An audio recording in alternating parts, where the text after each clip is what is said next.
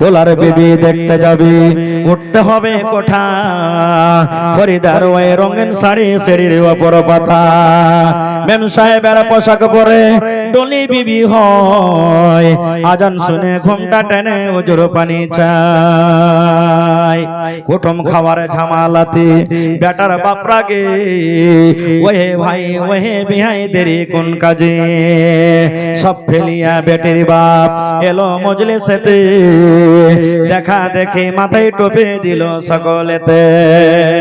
ওই যে 20,000 টাকাতে গল্প হয়েছে, বেটার বাপ খালি ঘোঁচা মারছে, এ ভাই আরে তাড়াতাড়ি করে টাকা কোটা দাও, তাড়াতাড়ি করে টাকা কোটা দাও। এখন তো বিহার দিন দূরের কথা, বিহার আগে লেলিছে, 1 লাখ টাকাতে ফেসলা হয়েছে, যদি 5,000 টাকা কম দেয় ও গাড়িতে চড়বে না।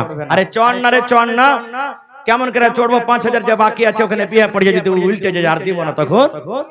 এই দেখে, তাই কবি বলছেন কুটুম খাওয়ার ঝামালাতি বেটার বাপ রাগে, ওহে ভাই ওহে বিহাই দেরি কোন কাজে, সব ফেলিয়া বেটির বাপ এলো মজলিসেতে, দেখা দেখে মাথায় টোপে দিল সকলেতে, কেউ বা রুমাল কেউ বা গামছা ঢাকলো মাথাতে, ঘন ঘন সুবহান আল্লাহ আলহামদুলিল্লাহ পড়ে, সুবহান আল্লাহ।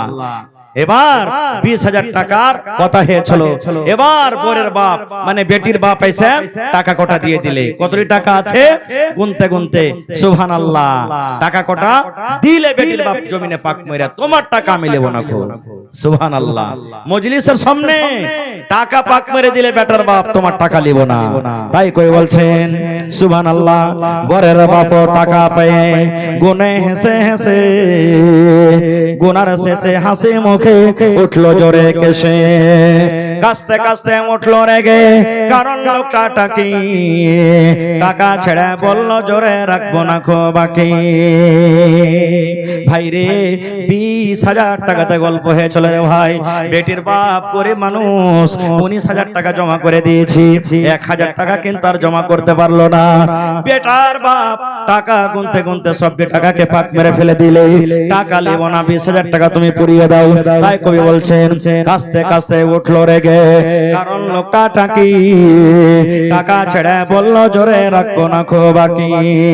যখন টাকা ছিটিয়ে দিলে হাইরে বেটির বাপ মাজবুর, এবার তখন মজলিসের সামনে জোড় হাত করে বলছেন, বেটির বাপ সবার মাঝে জোড় করিয়া হাত, বেটির বাপ সবার মাঝে জোড় করিয়া হাত, আর করোনা অপমান শোনো আমার বাপ। বেটির বাপ বলছে ভাই তুমি অপমান করিও না, ভাই রে 1,000 টাকা কম আছে রে ভাই, আমি 2 দিন 1 দিন 4 দিন আমি দিয়ে দিব। তাই কবি বলছেন বেটির বাপ সবার মাঝে জড় করিয়া হাত, আর করোনা অপমান শোনো আমার বাপ। অষ্ট বাংলার ভিতরেতে 2,000 টাকা সদবদ সব করিয়া দেব, আর দিও না ব্যথা। কত জোড়া তুমি না দিয়ে করছে, কিন্তু বেটার বাপ মানতে রাজি হই না, না আমি সব টাকা এখনই নেব। শুনলো না কম বেটার বাপ লাফিয়া গেল উঠে, জানলা হতে সব ফরিদা তাকিয়া তাকিয়া দেখে, ফরিদা জানলা থেকে কিন্তু দেখছে সারা মাজেরা। আরে আমার আব্বা জান কত হাত ধরে ধরছে, কত পা ধরছে, আমার এই স্বামীর মানে শ্বশুরের সামনে কত জড়ো তুই মিনাদি করছে, তাও কিন্তু রাজি হই না। তাই কবি বলছেন মানল না খো বেটার বাপ লাফিয়া গেল উঠে, আর জানলা হতে সব ফরিদা তাকিয়া তাকিয়া দেখে, সুবহানাল্লাহ। এবার ফরিদা সবকিছু দেখে তখন বলছেন আল্লাহ মরে পয়দা করে, আব্বা মরে পয়দা করে, এত অপমান নিজের চোখে দেখে বলে রাখো না খোঁজান। ফরিদা কাঞ্চার বলছে আল্লাহ তুমি কেন আমাকে বেটি ছেলে করেছিলে, আল্লাহ কেন আমার বাপের কোলে দিয়েছিলে, আল্লাহ আমার বাপ কত গরিব মানুষ, আল্লাহ 1,000 2,000 জোজাতে পারলে না, যার কারণে কত হাত ধরছে পা ধরছে, কিন্তু বেটার বাপ রাগে না। আফসোস করে ফরিদা বলছেন আব্বা মরে পয়দা করে এত অপমান, আব্বা মরে পয়দা করে এত অপমান সুবহানাল্লাহ বিষ খাইছে মরবো থাকবে না খোঁজান ফরিদে বিষের বোতল মুখে নিয়ে কেন্দ খেলে খেলে ফরিদে বিষের বোতল মুখে নিয়ে খেলো কেন্দে কেন্দে গিলে নিল মরে গেল বিয়ের পোশাক পিন্দে ফরিদা বলছে আর আমি আর বাঁচবো না বিষ নিয়ে মুখে দিয়ে বিষ খেয়েছে দুনিয়া থেকে চলে গেল তাই কবি বলছেন ফরিদা বিষের বোতল মুখে নিয়ে খেলো কেন্দে কেন্দে গিলে নিল মরে গেল বিয়ের পোশাক পিন্দে সমাজে তুমি তৈরি থাকো ইহার জবাব দিতে ধরবে যেদিন আল্লাহ পাক কাল কিয়ামতে লুচি বন্দে খুরমা পোলাও মিষ্টি খাওয়ার দিন বিষ খাইছে মরলো কেন সমাজে জবাব দিন ইমাম সাহেব বিয়ের খুতবা পড়বে ফরিদার ইমাম সাহেব বিয়ের খুতবা পড়বে ফরিদার সমাজে তুমি জবাব দাও জানাজা কেন তার পুরের হাকিম সাহেব ছিল বেটার বাপ ফরিদপুরের ফরিদেব হবে তারা লোকের মাঝে কথা হলো 20,000 টাকা লোকের মাঝে কথা হলো 20,000 টাকা নগদ দিতে হবে ধারের নাই কথা বেটার বাবা বলছে ভাই 20,000 টাকা তোমাকে দিতে হবে আর বিহার দিন নগদ দিতে হবে ধারের কোনো কথা নয় এবার বৈরাতের কথা বলছে 100 জন বরযাত্রী $10 বেবি 100 জন বরযাত্রী $10 বেবি আর পরের বাপ বলল তাদের যত পারবি খাবি বসে এলো বরযাত্রী বর এলো যে জিপে বসে এলো বরযাত্রী বর এলো যে জিপে আর সাদের জামাই নামলো দেখো সালার কোলে চেপে 1000 পুরা কর নাই ভাই আচ্ছা ঠিক আছে তো আগেকার মানুষ সাড়ুর কোলে আর সালার কোলে নামতো নাকি গাড়ি থেকে এখন নামে না নামছে কি হ্যাঁ ঠেরকার একবার হন হন করে একবার চলেছে স্টেজে তাই কই বলছেন 100 জন বরযাত্রী $10 বেবি বরের বাপ বলল তাদের যত পারবে খাবি বসাইলা বরযাত্রী বর এলো যে চেপে সাথের জামাই নামলো দেখো সালার কোলে চেপে লুচি বন্দে খুরমা পোলাও মিষ্টি মিহি দানা যে বা যত পারবে খেতে নেই গো কোনো মানা পেটটা ঠেসে খেলো খানা ধরলো যত পেটে অর্ধেক খেলো অর্ধেক পাতে উঠলো এটো রেখে দেখবেন বিয়া সাজিতে 3 ভাগ করে 2 ভাগ খানা খেয়েছে 1 ভাগ নষ্ট হয়েছে হয়েছে না হয় না ভাই হয়েছে না হয় না জি গোশ গালা লিবে কচ্চলের কচ্চল লিবে একটু কম করে দেন তো কইবে শালারকে কাঞ্জস কত কেষ্টে পড়ায় রে হ্যাঁ কত খাস্টা পড়া মানুষেরা হ্যাঁ যে এই 2-3 খান করে গোশ দিচ্ছে আর যখন ওকে ভর কচ্চল করে দিবে তখন আর খাইতে পারবে না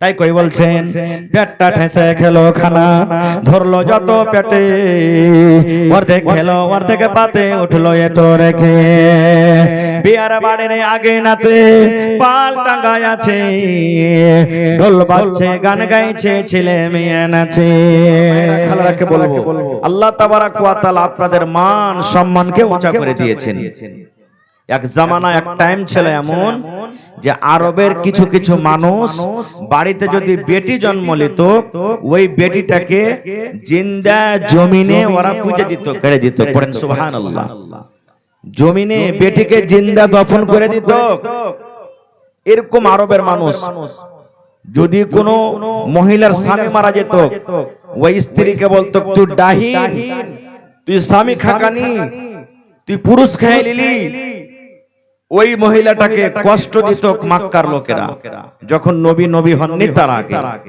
কিন্তু নবীজি নবী হওয়ার পর মা খালারকে মান সম্মানকে নবীজি বাড়িয়ে দিলেন আল্লাহ বাড়িয়ে দিলেন তবে ওই মা খালাদের সম্পর্কে 2-4টা কথা বলবো আজকে ভাই আমার স্বামী স্ত্রী একটা এমন জীবন স্বামী স্ত্রী একটা এমন সংসার যদি একটা পুরুষ নিজের স্ত্রী ভালো না পায় ওর জীবন ভালো কাটবে না আর যদি একটা স্ত্রী যদি নিজের পুরুষটাকে ভালো না পায় তারও জীবন ভালো কাটবে না কাটবে ভাই টেম্পুর চাক্কা মোটর সাইকেলের চাক্কা যদি দুটাই বরাবর হয় তাহলে না গাড়ি করবে। আর একটাতে যদি মোটর সাইকেলের চাক্কা রাখেন আর একটাতে যদি ট্রাক্টরের চাক্কা লাগিয়ে দেন তো জীবনটা গড়বে, গাড়ি করবে যে ভাই? জীবনে গাড়ি করবে না। এই মতো স্বামী স্ত্রীর জীবন। না হলে এক বুড়া মানুষ লোকদের কান্দাতে হাঁটছে, খুব কাঞ্চার হাঁটছে, একটা মাছুয়ার মাছ মারছে, ওর কান্দন দেখে 80 বছর বয়স। মাছুয়ার বলছে গুণিটা, দাদু কেন কাঁদছো তুমি? বলছে কইস না রে ভাই, তোর দাদি ঘাটে গোসল করতে এসেছে, আইছে ডুবে মরে গেছে, তো কোনটা আছে ওকে ঢুঁড়ছি ওকে। তখন মাছুয়ার কইছে দাদু তুমি বুড়িয়ে গেছো, তোমার হুঁশ বুদ্ধি কিছু নাই। কইছে কেন রে ভাই? কইছে দাদি যদি মরে থাকে তো ভাঁটু দিকে ভাসবে না, উজান দিকে উঠবে। তুমি যে উজান দিকে খুঁজছো ওকে খুঁজবে তো যেদিকে পানি গেছে ওদিকে খুঁজো। কে ধের খ্যাপা তুই বুঝবি না। 80 বছর বয়স হলো, 40 বছর তো দাদি কেলে আসা হয়ে গেল বাড়িতে, জীবনে কোনোদিন ওকে কথাটা সহি পাইনি। যেটা কথা কহেছি উল্টা উল্টা কাজ করেছে জীবনে, কথা আর মতন কোনোদিন চলেনি। আজ পড়ার পর না উল্টা দিকে ভাসবে, ওই লাগা ওকে উল্টা দিকে খুঁজছি। দেখেন এরকমও দুনিয়াতে আছে। কত মা খালা এমন আছে যে ওর পুরুষের হাট বাজার করা পছন্দ হবে না, এরকম আছে না নাই? কথাতে কথাতে বলবে আজি বুবু জানো আমারকে হয়ে দিল আর বাপ ওয়ার হয়ে আমি ভাত খেয়ে লেনু, আমার থেকে মাইলোক ওর পাল্লাতে চলে গেল না। তা আর যদি কোনো যদি মাইলোক হয়তো কবে একটু কথাটা মনে হয় বেশি হয়ে যাবে। কিন্তু কত মা খালা এরকম বলে, ওর মুখে মুইটা চলিয়ে তো মরার, ওর ভাত খেতে না। এগুলা ভুল, এগুলা ভুল কথা রে মা। সুবহানাল্লাহ। তো আজকে আমি বলবো কোন মহিলাটা আল্লাহর জান্নাতে যাবে, কোন বেটি ছেলে আল্লাহর জান্নাতে যাবে, কোন নারী আল্লাহর জান্নাতে যাবে। এবং আপনাদের জন্য একটা হাদিস বলবো যে কোন ধরনের বেটি ছেলেকে আপনাকে বিয়ে করতে হবে। এমনি খালি যাকে মনে হলো বিয়ে করে চলে এলেন, জি না। নবী বলেছেন 1400 বছর আগে কোন ধরনের বেটি ছেলেকে বিয়ে করতে গেলে আপনার জীবনটা সুখে কাটবে, কোন ধরনের বেটি ছেলেকে আপনি বউ করে বাড়িতে নিয়ে আসবেন আপনার জীবনটা সুখের জীবন হবে। না হলে যদি আপনার স্ত্রী যদি আপনার মন মতন না হয়, আপনার স্ত্রী যদি দিনদার নেককার না হয়, আপনি 1 লাখ টাকা মাসে যদি ইনকাম করেন, যেমনই বাড়িতে ঢুকবেন আপনার স্ত্রী কেলে যদি সুখ না হয়, আপনি বলবেন আল্লাহ বাড়ি কেনাই নেবে, বিদেশি থাকা ভালো ছিল, বিদেশি থাকা ভালো ছিল। ভাই আমার, আপনারা জানছেন নূহ নবী একজন নবী, সুবহানাল্লাহ, খুব বড় নবী। সানি আদম বলা হয়েছে তাকে। নূহ নবী নিজের স্ত্রী নিয়ে জীবনে কোনোদিন সুখ পায়নি। একটা নবী নিজের স্ত্রীকে নিয়ে সুখ পায়নি। কেমন সুখ পায়নি? আজকে যেমন আপনাদের সামনে আমি জালসা করছি, ওয়াজ করছি, নূহ নবী যখন কোনো মানুষের সাথে ওয়াজ করতে যেতেন তখন ওর স্ত্রীটা কিন্তু কাফেরা ছিল, ওর স্ত্রীটা মুসলমান ছিল না। খো নূহ নবী যখন ওয়াজ করে বাড়িতে চলে আসতেন ওর স্ত্রীটা কোন পাক দিয়ে যাইত আর যাওয়ার পর বলতো এ গ্রামের ভাই, এ ভাই রে তোরকে হাত ধরে আপনি ধরে কইছি ভাই রে, খবরদার হার ওই পাগলাটার কথা মানিস না, ওর পাল্লাতে পড়ে জানিস আমার জীবনটাই ছাই ছাই। এবার আপনি বলেন একটা স্ত্রী যদি নিজের পুরুষের খেলাফে যদি এরকম কথা বলে তার কথা শুনে কেউ মুসলমান হবে? জি ভাই জোরে বলেন হবে? হবে না। এরকমই বিবি আসিয়া ফেরাউনের স্ত্রী। ফেরাউন একটা জালিম জাবির বাদশা, দুনিয়া থেকে চলে গেছে, নিজে আল্লাহ দাবি করেছিল ফেরাউন যে আমি হলাম আল্লাহ, এই দুনিয়ার মানুষ তোমরা আমাকে আল্লাহ স্বীকার করো, ভগবান মনে করো। কিন্তু ওর স্ত্রী বিবি আসিয়া যাকে আল্লাহ তাআলা তার নাম কোরআনে বলেছেন, তার জিকির কোরআনে করেছেন, এত নেককার বেটি ছেলে বিবি আসিয়া তখন কি বলছেন জানেন? এই আমার স্বামী জান, তোমার কথা আমি মানব না, তোমার কথা মতন আমি জীবন কাটবো না। ফেরাউন একটা বড় বাদশা, গোটা দুনিয়ার বাদশা, গোটা পৃথিবীর বাদশা। ফেরাউন বলতে লাগলো বিবি রে, এ আমার বিবি আসিয়া তুমি কেন আমার কথা মানবে না? আরে আমি তো হলাম তোমার স্বামী, তুমি হলে আমার বিবি। দুনিয়ার লোক আমাকে আল্লাহ মনে করে, দুনিয়ার মানুষ আমাকে রব মনে করে, দুনিয়ার মানুষ আমাকে ভগবান মনে করে, কিন্তু তুমি বিবি হইয়া কেন তুমি আমাকে মানবে না? আরে দুনিয়ার মানুষ আমাকে মানছে, তুই মানবি না মানে? এই আমার রামপুর গ্রামের মায়েরা খালারা শোনেন, এইবারে বিবি আসিয়া কি বলেছিলেন জানেন? বলছেন স্বামী গো তুমি আল্লাহ হইতে পারো মানুষের জন্য, আমার জন্য নয়। তুমি লোকের জন্য আল্লাহ হইতে পারো, লোকের জন্য তুমি রব হইতে পারো, লোকের জন্য তুমি ভগবান হইতে পারো, কিন্তু আমার জন্য তুমি হইতে পারো না। আরে আমার আল্লাহ তো হলো ওই যে আল্লাহ আমাকে জন্ম দিয়েছে, যে আল্লাহ তোমাকে জন্ম দিয়েছে, যে আল্লাহ ভালো মন্দর মালিক, যে আল্লাহ মতের মালিক, যে আল্লাহ রোজির মালিক, যে আল্লাহ বিপদের মালিক, যে আল্লাহ বিপদকে দূর করার মালিক, সেই আল্লাহর আমি পূজা করব, সেই আল্লাহকে আমি এক বলে স্বীকার করব আর করি। হ্যাঁ, তোমাকে আমি মানব। কতটুকু মানব? স্বামী হিসাবে আমি তোমাকে মানব। স্বামীর যতটুকু হক আমি হক আদায় করব। তোমাকে আমি খেতে দেব, তোমাকে আমি পানি দেব, তোমার আমি বিছানে থাকবো, সব দুনিয়াদারি তোমার জন্য করব। কিন্তু ইবাদতের মামলা যখন আসবে আমি তোমার পূজা করব না, আমি এক আল্লাহর আমি পূজা করব। নারে তাকবীর, সুবহানাল্লাহ। তাহলে ওই মা খালারা, যেই মা খালারা বলে যে আমার স্বামীটা খুব জালিম, খুব বদমাইশ, শরাবি, কাবাড়ি, বুবুরে, আমি তার জুলুম সইতে পারবো না। ফেরাউন থেকে বড় জালিম কে হইতে পারে? জি ভাই, জোরে বলেন, কে হইতে পারে? হইতে পারে না। তবে হ্যাঁ, মা খালারাকে একটা কল্লা শিখিয়ে যাব আজকে। আপনারা শুনেছেন যে বলে মায়ের লোকের 36টা কল্লা হয়, শুনেছেন আপনারা? কিন্তু কোন কেতাবে লেখা নাই ভাই যে 36টা হয় কি 38টা হয়। আমিও শোনা কথা বলছি। একটা কল্লার কথা আপনারাকে বলবো, যদি মা খালারা এরকম কল্লা যদি করতে চায়, ছলনা করতে চায়, ইনশাআল্লাহ নেকি পাবে, এতে গুনাহ হবে না।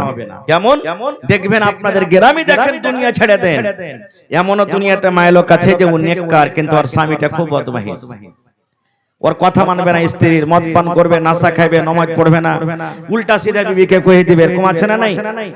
একটা মহিলা খুবই নেককার, থাকে থাকে থাকে একদিন তখন ওর স্বামীকে বলছে, হাজি আব্দুল্লাহর বাপ, তুমি যে নমাজ টমাজ পড়ো না, আল্লাহকে কি হিসাব দিবে তুমি? আজ নমাজ গালা পড়ো, আরে তোমারই তো ইবাদত, দান করো, নমাজ পড়ো, রোজার মাসে রোজা করো, ভালো আমলটা করো। তখন তার পুরুষটা কি বলতো? হ্যাঁ, খালি কানের গোড়াতে ভ্যান ভ্যান ভ্যান ভ্যান করছে, হট এখান থেকে, তুই নিজে আমল করছিস, নিজে করগা। আরে তুই মায়েলোক বেশি, মায়েলোক গেজ গুনাহগার হয়। ওরা দেখেন ফতুয়া কত বড়, মায়েলোক গেজ গুনাহগার হয়, পায়ে পায়ে ওর গুনাহ আছে, তোরা বেশি বেশি করে আমল কর। আমি তো আল্লাহকে কে ডাকছি, দিনে 5 বার 10 বার আল্লাহ আল্লাহ বলে ডাকছি, নামাজ না পড়তো তো কি হলো? আল্লাহকে আল্লাহ বলে ডেকিল না, আল্লাহ খুশি হয়ে যাবে। যখনই কথাটা বলে তখনই কিন্তু এরকম কাজ করে। এবারে তখন ওর স্ত্রীটা বলছে, থাম রে মরা, তুই খালি আল্লাহকে বলে তুই খালি রাজি করে নিবি, নামাজ পড়বি না, আল্লাহ আল্লাহ বলে ডাকবি, আল্লাহ রাজি হয়ে যাবে, তোকে দেখাচ্ছি। একদিনকার ঘটনা, ও যাবে মনে করেন যে কোথায়, ধরেন যে চলে যাবে, ও নেপাল চলে যাবে, পূর্ণিয়া যাবে, যাওয়ার পর ও গাড়ি ধরবে, 6টার গাড়ি ধরবে, নেপাল যাবে। স্ত্রীকে বলেছে, শুন, তুই তো ফজরের টাইমে নামাজ পড়ছিস, 3:30টার সময়তে নামাজ পড়ে তুই শুতিস না, আমার জন্য তুই নাস্তা করবি, আর আমাকে একবারে ঠিক 4টার সময়তে উঠিয়ে দিবি, আমি মুখ হাত দিয়ে নাস্তা পানি করে 6টার গাড়ি ধরবো। এবার স্ত্রী তখন বলছেন যে, থামরে মোরা, আজ তোকে আমি একটা ছলনা দেখাবো। ওর স্ত্রীটা নামাজ টামাজ পড়ে ভাই নাস্তা কি ঘোড়ার ডিম বানাইবে, আবার শুতে গেছে।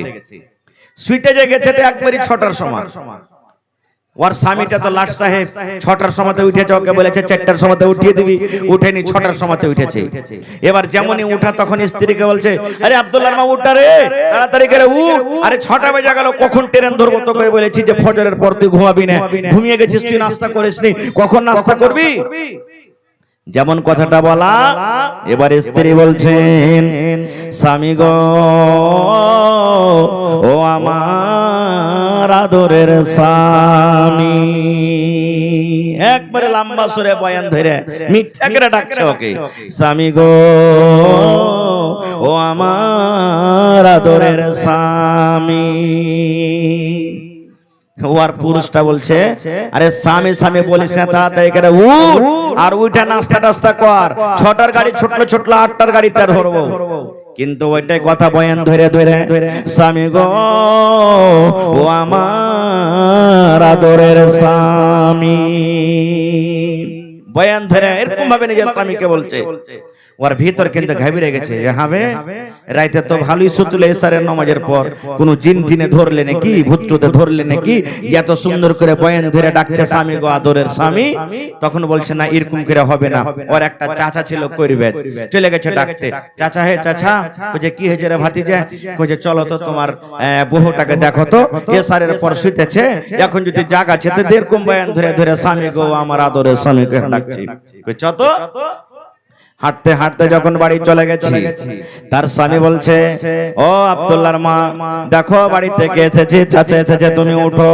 উঠো আব্দুল্লাহর মা, তুমি এখন উঠে যাও। আবার বলছেন স্বামী গো, ও আমার আদরের স্বামী। আবার ওই কথাটাই বলছে, এ আব্দুল্লাহর মা, কেমন তুমি কথা বলছো, আদর করে তুমি এই কথাটা বলছো? জীবনে তুমি এরকম কথা বলনি, কিন্তু আজকে তোমার মুখ দিয়ে কথাটা শুনতে পাই, কারণটা কি? তুমি উঠে যাও, চাচা এসেছে। আবার বলছেন, স্বামী গো, ও আমার আদরের স্বামী। যেমন দু তিনবার বলেছে, তখন চাচা বলছে, ভাতিজা রে, এটা খুব বড় জিন আছে রে ভাতিজা, আমার মতো ছোট করবে যে এই জিনকে ধরা হবে না, একে বড় মশানে ধরেছে রে ভাতিজা, আমার মতন করবে যে মশানটাকে ধরতে পারবে না। যা রে ভাতিজা যা, তুই অন্য জায়গাতে কোনো বড় ওঝা করবে, তুই খুঁজে নিয়ে আয়। ভাতিজা আমি পারবো না এই ভূত ধরতে। এবার বাড়ি থেকে যখন চাচা বের হইতে লেগেছে, একবারে ধসমস করে বহু তখন উঠে বসে গেছে বিছানে। বিছানে উঠে যাওয়ার পর এইবারে বলছেন, চাচা গো, আমাকে কোনো জিনে ধরেনি গো চাচা, আমাকে কোনো ভূতে ধরেনি, আমার কাছে কোনো মশান নাই গো চাচা। এবার বলছেন, চাচা, ও আমার মা, ও বহুমা, তুমি এরকম বয়ান ধরে ধরে তাইলে কেন কানলি? তুমি বয়ান ধরে ধরে তোমার স্বামীকে কেন ডাকলে? স্বামী গো, আমার আদরের স্বামী, কি ব্যাপারটা আমি বুঝতে পারলাম না। এবার বহু বলছে, স্বামী চাচা গো, এই জন্য আমি এরকম ভাবে ডাকলাম, আমার হুঁশ বুদ্ধি ভালো আছে, জ্ঞান ভালো আছে, আমাকে কোনো ভেতে ধরেনি, আমি নমাজ পড়ি।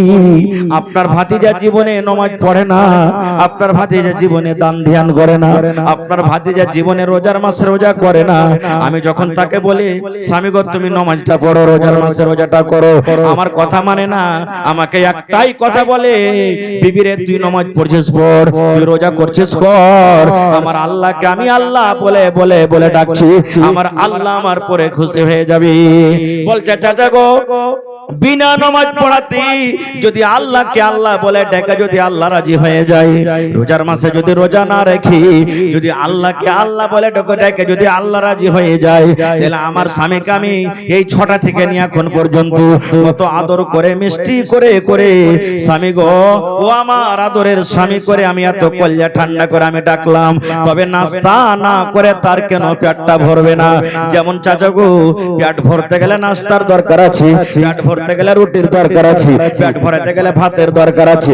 বিনা ভাতে বিনা এই খানাতে মানুষের পেট ভরবে না, জান বাজবে না। এই মতো আল্লাহ রাব্বুল আলামিনের ইবাদত বান্দাকে করতে গেলে আল্লাহ খুশি হবে, শুধু আল্লাহ আল্লাহ ডেকে আল্লাহ খুশি হবে না। নারে তাকবীর।